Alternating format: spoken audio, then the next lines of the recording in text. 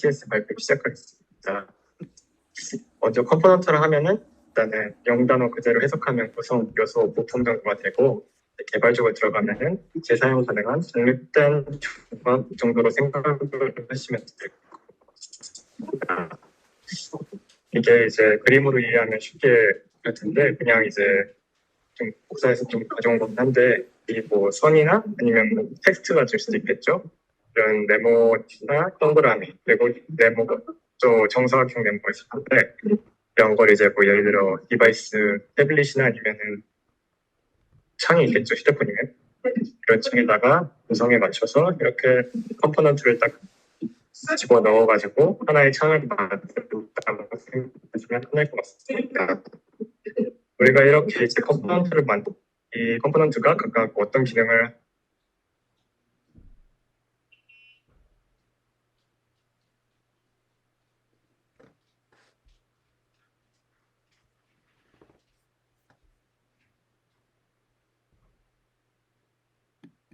그거에 따라서 배치를 하는 게 레이아웃이다. 좀 생각하고 넘어가면 될 것 같습니다.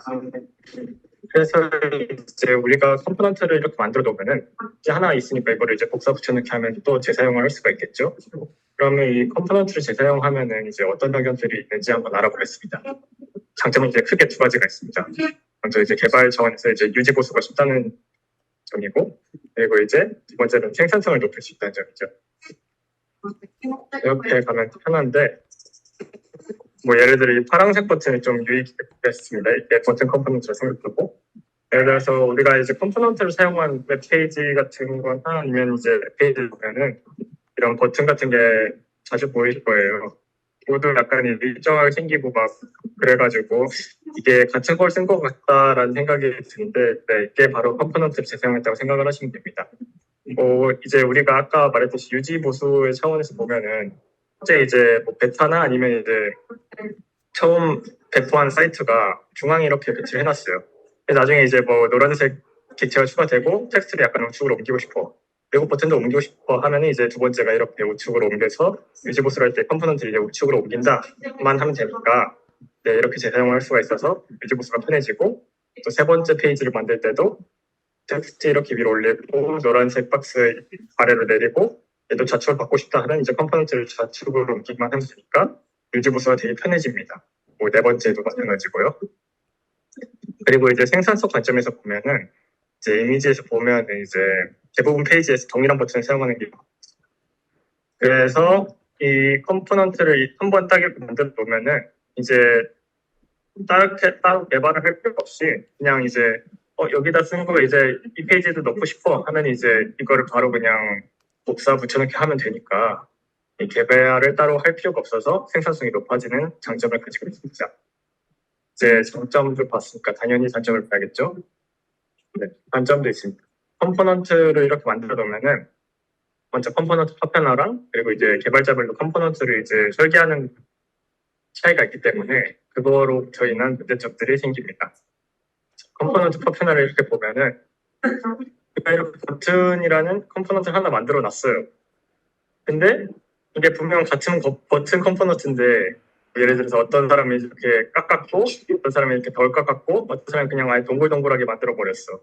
그러면 같은 컴포넌트를 가졌다 해도 얘가 디자인이 달라지는 거예요. 그래서 이렇게 컴포넌트가 같은데 다르게 느껴지게 하는 그런 단점을 가질 수가 있죠.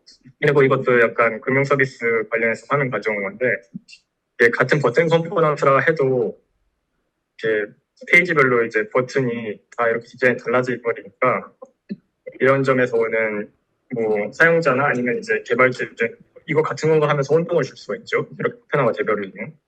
그래서 이런 장점이 있고 그리고 이제 개발자 마음대로 보라고 한 거는 이제 카카오 페이지 9버전 하면 이게 컴포넌트가 원래 이 하나 정보란에 이렇게 다 들어가 있는 건데 이 페이지를 구성하는 거는 개발자별로 달라져요. 개발자가 바뀌면은 이렇게 컴포넌트 구성을 안 하고 예를 들어서 이게 다르게 바뀌거나 뭐 할 수가 있는데 이거 같은 경우에는 사실 조금 주관적인 부분이기는 해요. 그냥 자기 편한 대로 설계를 하거든요, 개발자들이. 근데 이제 기준이 없다 보니까 나중에 이런 컴포넌트를 재활용을 못하거나 아니면 아예 싹 다 지우고 새로 다시 만들어야 되는 불편함이 생기죠. 그래서 이런 불편함을 해결하는 방법은 물론 있습니다. 그 바로 디자인 시스템을 구축을 하는 건데요. 좀 이제 회사 차원에서 하나의 통일된 디자인을 만들거나 아니면 어떤 기준을 제시를 해가지고 그 기준대로 개발자가 개발을 하도록 만드는 것을 뜻합니다.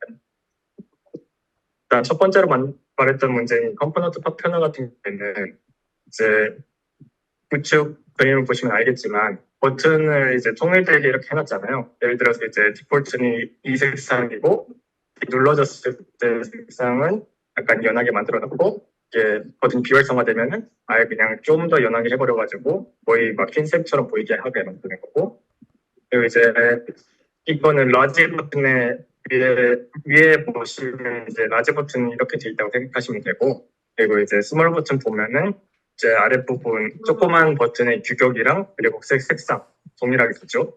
이렇게 되면 이제 일관성 있고 통일된 디자인의 컴포넌트를 생성 가능합니다. 이렇게 정해뒀기 때문에 그거대로 안 하면 뭐 그건 일탈이 돼버리는 거니까요. 그리고 이제 개발자별로 달라지는 문제가 있는데 카카오의 예를 들자면 카카오는 디자인할 때 아토믹 디자인 기준을 사용해가지고 이렇게 원자 그리고 모노클 분자 그리고 오르가니즘 유기체 그다음에 이 유기체들이 모여서 템플릿을 하나 구성하고 이 템플릿들이 모여서 페이지를 구성한다고 합니다. 예시를 이렇게 보면은 이제 원자 같은 경우에 이제 이런 사소한 버튼 이런 거를 말하고요. 이제 모노큐 같은 경우에는 이 원자들이 합쳐져가지고 그냥 화면을 구성하는 거. 그래서 이 구성 요소를 보면 될 것 같고, 오르가니즘 유기체 같은 경우에는 이제 이 모노큐들이 합쳐져가지고 한 페이지 구성하는 거고, 이 템플릿은 이 전체 이제 화면 구성 레이아웃까지 다 짜가지고 이제 내비게이션까지 합쳐서 이 템플릿이 되는 거고, 페이지는 뭐 여기다가 이제 구성 요소들이 더해진 상태, 그냥 하나의 완성된 결과물을 보면 될 것 같고요. 이런 식으로 이제 카카오 같은 경우에는 그 개발을 일정한 기준의 디자인대로 한다고 합니다. 네. 그래서 이렇게 세 줄을 요약을, 나 일본이네. 제 숫자를 못 바꿨어요. 요약을 하자면, 컴포넌트는 개발 유지 보수 및 생산성에 도움이 되는데, 이 컴포넌트를 만들게 되면은 컴포넌트 파편화 및 개발자별 구축의 차이가 존재하는 문제점이 존재합니다. 하지만 이런 문제점들은 디자인 시스템 구축을 통해서 어느 정도 해결이 가능하다로 동의할 수 있겠습니다. 네, 이상으로 발표 마치겠습니다. 감사합니다.